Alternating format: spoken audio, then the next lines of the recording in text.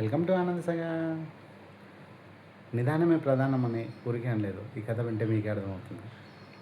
సామెతలు వినడానికి చాలా సింపుల్గా ఉన్నా 100 మాటల్లో చెప్పేదాన్ని ఒకే మాటలో చెప్పగలం. అలాంటి సామెతల్లో ఒక సామెతే నిదానమే ప్రధానం. నిదానంగా ఉంటే విజయం ఎలా సాధిస్తానని మీకు డౌట్ వచ్చి ఉంటుంది. కాకపోతే ఈ కథలో తెలుసుకోవచ్చు. ఆ, పూర్వం చిట్టాపురం అనే గ్రామంలో శ్రీమాన్ అనే ఒక వ్యాపారి ఉండేవాడు.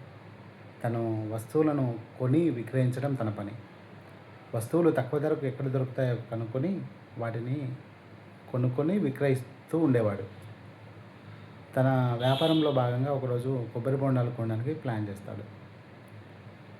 కొబ్బరి బొండాలు కొనుక్కొని వాటిని విక్రయించడానికి పక్క ఊరికి వెళ్తుంటాడు.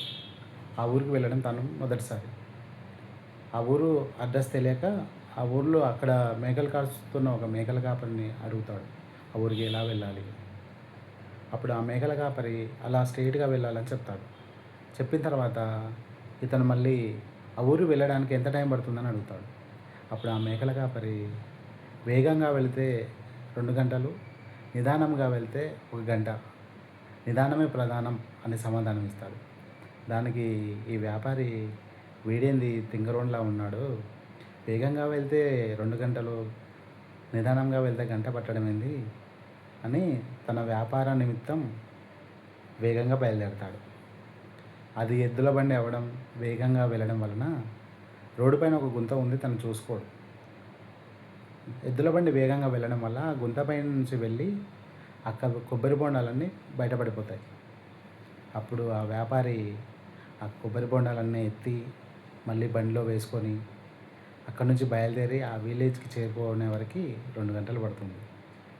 అప్పుడు అనుకుంటాడు వ్యాపారి, అరే తను చెప్పింది నిజమే, స్లోగా వచ్చుంటే గంటలో చేరుకునేవాడిని, స్పీడ్గా వచ్చాను కాబట్టి 2 గంటలు పట్టింది అని.